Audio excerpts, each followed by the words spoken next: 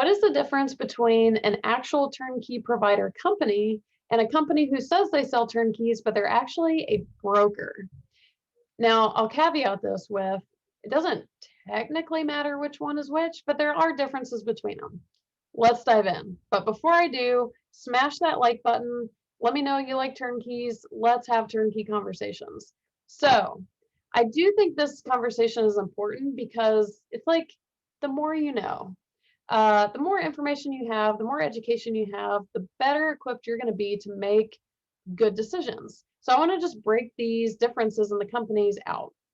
Again, they don't technically matter, but there are different things that come with them.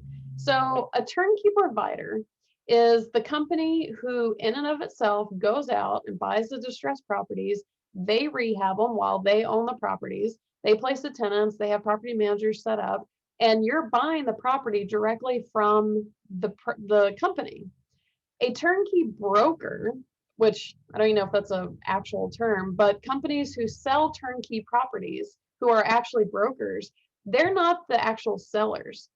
So what they're doing is they're playing matchmaker. They're connecting you to someone or some company who has a turnkey property for sale, a property in turnkey condition that you can buy. And they, to some degree, facilitate this sale. Now, what are examples of both? Typically, when you hear about turnkey companies or turnkey providers, they oftentimes are actual turnkey providers. Now, companies like Roofstock and Home Union, to be very clear, are not turnkey providers, they're turnkey brokers. So they get their properties from all different sources. You could call up Roofstock and say, hey, I have a turnkey property or a turnkey portfolio that I want to sell, and they may be willing to help you do that. Now, as a consumer, as the turnkey investor, why do you care about the difference? There is no right or wrong, in my opinion, but in my mind, there's a difference between everything being in-house from an incentive and a consistency standpoint versus properties being brokered from all over the place. A company like Roofstock is going to have certain criteria in place, like those sellers have to meet that, that property has to meet that, but you're also not getting necessarily consistency across the board.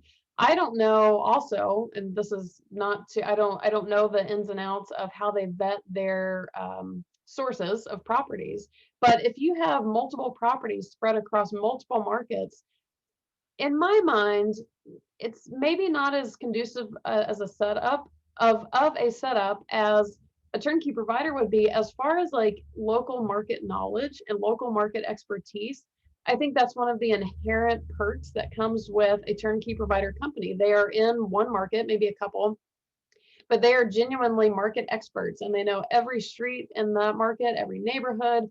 They know the pros and the cons to everything, and they're able to put that expertise into the knowledge they put forth towards those properties. When you're working with a broker, they're kind of getting properties all over the place. Now, Roofstock and Home Union are not the only companies pitching turnkey properties while they're actually brokering them. There are turnkey companies in specific neighborhoods. Roofstock and Home Union are in multiple markets, but you could potentially work with a company in a specific market and they're only in that market and they are brokers more than, they don't own the properties themselves. So just understanding this difference, it helps you as far as knowing where to look for risk. So like with a turnkey company, if I know the turnkey company operates at a certain level or at a certain bar, I can kind of expect that with all the properties they offer. Whereas a turnkey broker, I don't necessarily know that consistency. I can't really verify it. Again, it's not to say that the properties are bad by any means. They might be fantastic properties, but it depends on kind of your comfort level and a lot of your skill in terms of doing due diligence, because I would personally want to exercise a lot more market specific due diligence on a brokered property because they're not local market experts. Whereas the turnkey providers, they can kind of give me a lot more information. They're very pigeonholed into one area, where if a broker is working with properties all across the country for the most part, how do I know that the particular neighborhood that this property is in is something advantageous for a rental property investor? I don't know. So for me, if I'm working with a broker, I'm going to want to do a little bit more due diligence, I think. It's not to say you shouldn't do due diligence on the turnkey provider. You should just trust them. You should.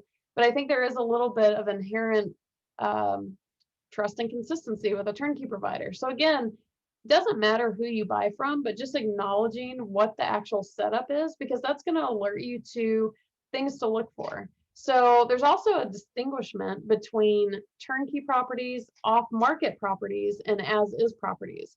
I'm going to link to a video below where I dive into the difference between these three. Again, same with the companies. It doesn't matter which one you buy, but when you're aware of exactly what you're getting and what you're buying, you're going to be better equipped to know what to look for. So definitely check that out.